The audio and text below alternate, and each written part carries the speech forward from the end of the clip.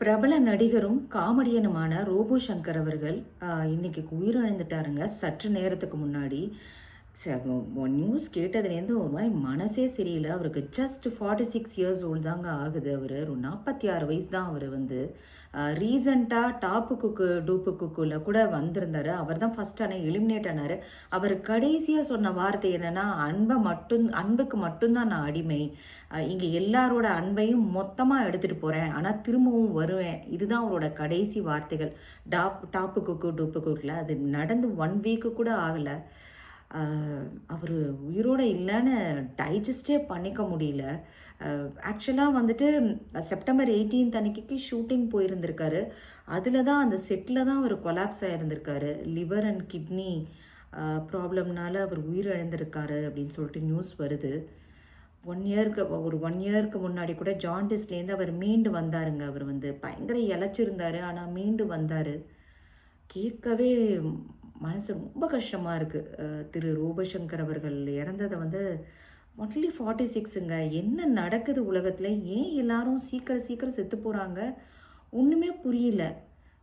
இவ்வளோ ரொம்ப சின்ன வயசுங்க. அவங்க ஒய்ஃபுக்கு, அவருக்கே 46னா அவங்க ஒய்ஃப்லாம் இன்னும் சின்னவங்களாக இருப்பாங்க. பிரியங்கா, இந்திரஜா இப்போ தான் கல்யாணம் ஆகி அவங்களுக்கு ஒரு குழந்தை பிறந்திருந்தது.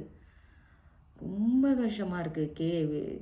அந்த இப்போ டூ ஹவர்ஸ் கூட ஆயிருந்திருக்காது நியூஸ் கேட்டதுலேருந்து. ரொம்ப கஷ்டமாக இருக்குது. நீங்கள் அவரோட எல்லா ஷோஸும் பார்த்துருப்பீங்க. கலக்க போவது யார், அதுக்கப்புறம் அவர் நிறைய ஷோஸில் ஜட்ஜஸாக வந்திருக்காரு. அதுக்கப்புறம் டாப்பு குக்கு டூப்பு குக்கு இப்போ ரீசண்டாக நடித்தது. அதுக்கப்புறம் நிறைய படத்தில் நடிச்சிருக்காரு. வேலைன்னு வந்தாட்டா வெள்ளைக்காரன், அப்புறம் இதற்குத்தானே ஆசைப்பட்டாய் பாலகுமாரா, மாறிலெல்லாம் வேறு லெவலில் ஆக்ட் பண்ணியிருப்பார். அதே மாதிரி தான் வேலைன்னு வந்துட்டா வெள்ளைக்காரன். அந்த காமெடி வந்து இன்னைக்கு வரைக்கும் எல்லாத்தினாலையும் பேசப்படக்கூடிய காமெடின்னு வச்சுக்கோங்களேன். என்ன நடக்குது ஒன்றுமே புரியலை. ஆக்சுவலாக எல்லாரும் வந்து எல்லா ஆக்டர்ஸும் கண்டலன்சஸ் கொடுத்துட்டே இருக்காங்க. இதில் அவர் மெயினாக வந்து ரோபோ சங்கர் அவர்கள் வந்துட்டு தீவிர கமல் ரசிகர். அவர் கூட வந்து கண்டலன்ஸ் மெசேஜ் வந்து ட்விட்டரில் பதிவு பண்ணியிருக்காரு.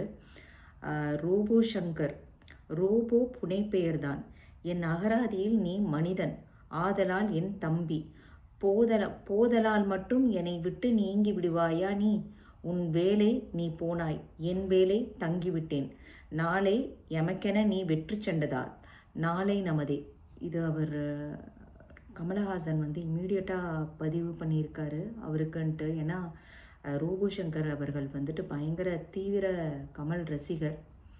அவர் எல்லாத்துலேயும் வருவாருங்க. எல்லா ஷோஸ்லேயும் பயங்கர காமெடி சென்ஸ் வந்து டைமிங்காக காமெடி பண்ணுவார். அவ்வளோ அழகாக மிமிக்ரி பண்ணுவார். அதே மாதிரி அவங்க ஃபேமிலியாக ரீல்ஸ் போடுவாங்க இன்ஸ்டாகிராமில். எல்லாமே நல்லா தானே போயிட்டுருந்தது. அதுக்கப்புறம் அவர் ஜாண்டிஸ்லேருந்து ரெக்கவர் ஆகி நல்லா வந்தாருங்க.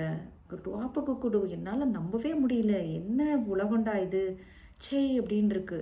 நேற்று ஒருத்தரை நல்ல ஹெல்த்தியாக ஒரு டாப்புக்கு டூப்புக்கு ஒரு ஷோவில் பார்த்துருக்கோம். அவர் அந்த டாப்புக்கு அவர் எலிமினேட் ஆகும்போது கூட அது அவ்வளோ காமெடி சென்ஸாக சீரியஸாக எடுத்துக்காமல் ஒரு மாதிரி துண்டை போட்டுக்கிட்டே. மனசு கஷ்டமாக இருக்குங்க. பேச்சே வரல எனக்கு. ரொம்ப ரொம்ப சங்கடமான ஒரு செய்தி. என்ன சொல்கிறதுனே தெரியலை. அவரோட ஆத்மா வந்து சாந்தி அடையணும். எல்லாரும் அவருக்கோசரம் பிரார்த்தனை பண்ணிப்போம், அவரோட ஆத்மா சாந்தி அடையணும். ஆனால் இது எனக்கு சொல்கிறதுக்கு கூட எனக்கு மனசு வரல. ஏன்னா அவருக்கு வயசு கூட ஆகலைங்க அந்த அளவுக்கெல்லாம்.